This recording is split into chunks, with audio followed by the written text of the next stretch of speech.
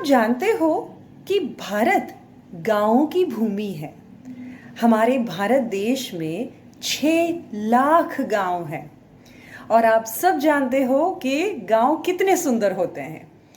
गांव में जो खेत होते हैं, जो पेड़ होते हैं, जो नदियां बहती हैं, सब सुंदर होती हैं, है ना? मगर मुझे नहीं लगता कि अब गांव सुंदर हैं, क्योंकि प्रदूषण अब वहां भी पहुंच चुका है। आपको क्या लगता है? चलिए एक कहानी सुनते हैं और उससे पता लगाते हैं कि हमारे गांव अब कैसे हैं। कहानी का नाम प्रिया बीमार है। लेखक एना डी, चित्रकार श्रेया सेन। इसका अनुवाद किया है आरती स्मिथ ने। पब्लिशर्स हैं प्रथम बुक्स।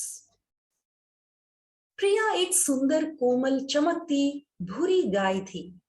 सभी बच्चे उससे प्यार करते थे। वह बहुत सारा दूध देती थी। बच्चे हर रोज उसका दूध पीते थे। एक सुबह प्रिया नहीं उठी। जागो प्रिया, हमें दूध चाहिए, बच्चे पुकारने लगे। माँ, मैं नहीं उठ सकती, प्रिया कराही। मेरे पेट में बहुत तेज दर्द है। ओ प्रिया, उदास मत हो, हम डॉक्टर को बुला लाएंगे। जानवरों की डॉक्टर अपनी छोटी सी एक्सरे मशीन साथ लेकर आई। उसने प्रिया के पेट का एक्सरे लिया। उसने एक्सरे देखा और सिर हिलाया। प्रिया, उसने कड़ाई से कहा, तुमने बहुत अधिक प्लास्टिक खा लिया है। मैं दर्द कम करने की एक सुई लगा दूंगी। तुम दिन भर आराम करो, फिर तुम अच्छा महसूस करोगी। डॉक्टर चली गई और बच्चे प्रिया को घेर कर खड़े हो गए। प्लास्टिक, वे चिल्लाए। प्लास्टिक क्यों खाती हो? गायें हरी घास खाती हैं। हरी घास? माँ, यहाँ कहीं भी हरी घास नहीं है, बगीचे को छोड़कर। मगर उसके बाहर एक सूचना लगी हुई है, गायों को अंदर आना मना है। मेरे दोस्त और मैं कचरा पेटी में अपना खाना ढूंढते हैं। क्या तुम्हें मालूम है उस कचरा पेटी में क्या भरा होता है? चॉकलेट के कागज, चिप्स के पैकेट, बिस्कुट के लिफाफे और प्लास्टिक के थैले। यह पेटी सब्जियों और फलों के स्वादिष्ट छिलकों से भी भरी होती है। मगर खाने की ये चीजें भी दूसरी बेकार चीजों के साथ मिली होती हैं।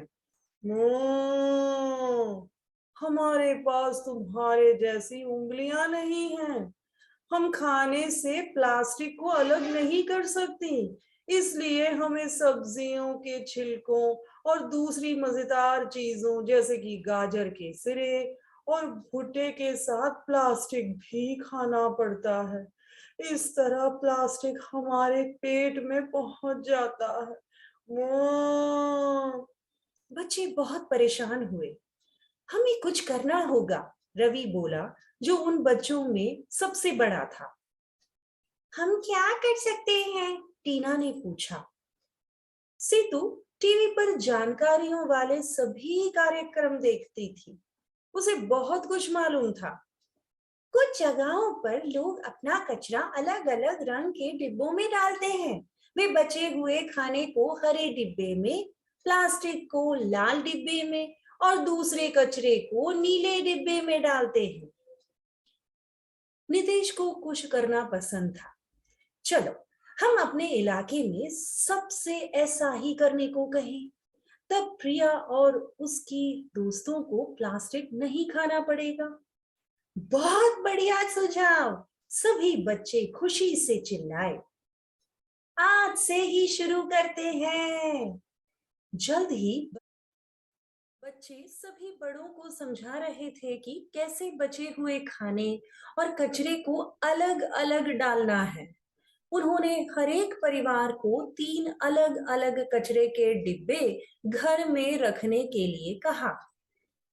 उन्होंने हर एक की मदद के लिए पोस्टर बनाए, ताकि बड़ों को याद रहे कि कैसे अपने कचरे को अलग अलग रखना है। पोस्टर में लिखा था, प्लास्टिक कचरा लाल डिब्बे में, कागज नीले डिब्बे में, बचा हुआ भोजन हरे डिब्बे में। अब कचरा पेटी साफ सुथरी है और अब प्रिया फिर से बीमार नहीं होगी।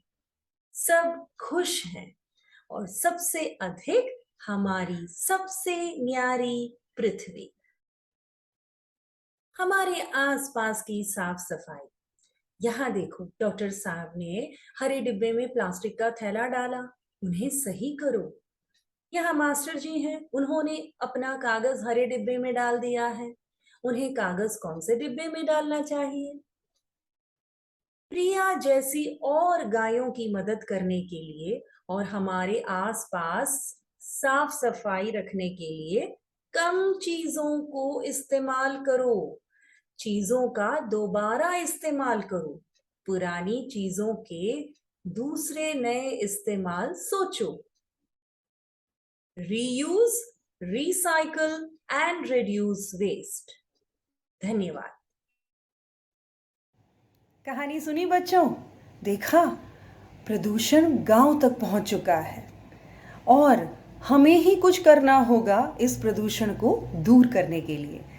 तो आशा करती हूँ कि इस कहानी के द्वारा आप अपनी जिम्मेदारी समझोगे और हमारे गाँव को पहले की तरह सुंदर बना दोगे। धन्यवाद।